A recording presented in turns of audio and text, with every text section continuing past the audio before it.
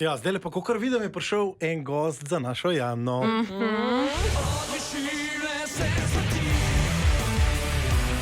Z nami je alpinist Milan Romih. Alpinistki v bistvu pripeljajo Jano do vrhunca, ko mi pravimo. Dober večer. Če smo čisto natančni, je bil ta vrhunc visok 360 metrov. To je bil takrat, ko sem šla razglasiti novico, da 28-urni dobrodelni maraton letos bo. To je bil seveda trboveljski Raufang in Milan je bil kar ta glavni, da sem jaz prišla gor. Bravo, Milan. Milan, kolikrat na leto vas mlade punce pokličejo in rečejo, da bi rade šle z vami oziroma da bi vi šli z njimi plezati na trboveljski Raufang? Kolikrat letno se to zgodi? A se? Nikoli. Jana je malo posebna. Še če mi vse kam mlade punce. Milan, kolikrat na let pa recimo kakšni rečete, jaz te lahko popeljem na Doblake. Mislim, če bi jaz to delal, bi to skozi govoril. Ja, se jaz tudi. Tak je poklic gorskega vodnika. Pa dejansko čisto, koliko je punc, ki grejo recimo letno se odločijo, da se bojo uspele na ta Raufang? Ali je bolj izjema? Zelo malo. Ja? Zelo malo, tudi ni tako popularen. Mislim, je zelo popularen samo zaradi določenih dejstev, pač ne moreš niti, ker je nekako zaprtega tipa še ta Ja, težko je sploh do vznožja priti. Če se vrnemo na tisti dan, ko je šla Jana plezat na dimnik, nam seveda ni povedala, kam gre in je cel teden držala to skrivnost zase. Ta podvig ni tako nedolžen, kot se mogoče bi komu zdelo, ne? Ja, ni enostavno. Mislim, tudi za mene ni bilo, ko sem pač videl ta drobižek, smisel, kako bo prišla gor, ne? Ja?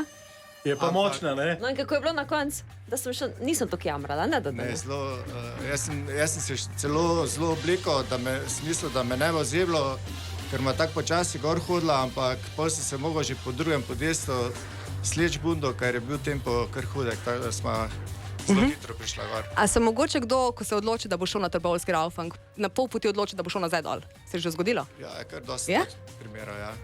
Tudi malo močnejše fizičnim, tudi moškim se to naredi, ne?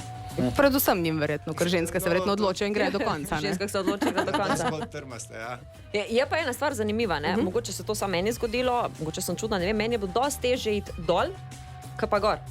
Ja, sam, ker se enkrat gor moraš iti dol. Ja, druge nisem, je pa težje, to pa je. Ja, ker bolj skozi gledaš ta prazen prostor pod sabo, je malo težje, ne? A vse neki boli na vseh straneh, hrbet, roke, noge, to ni da ni, ne?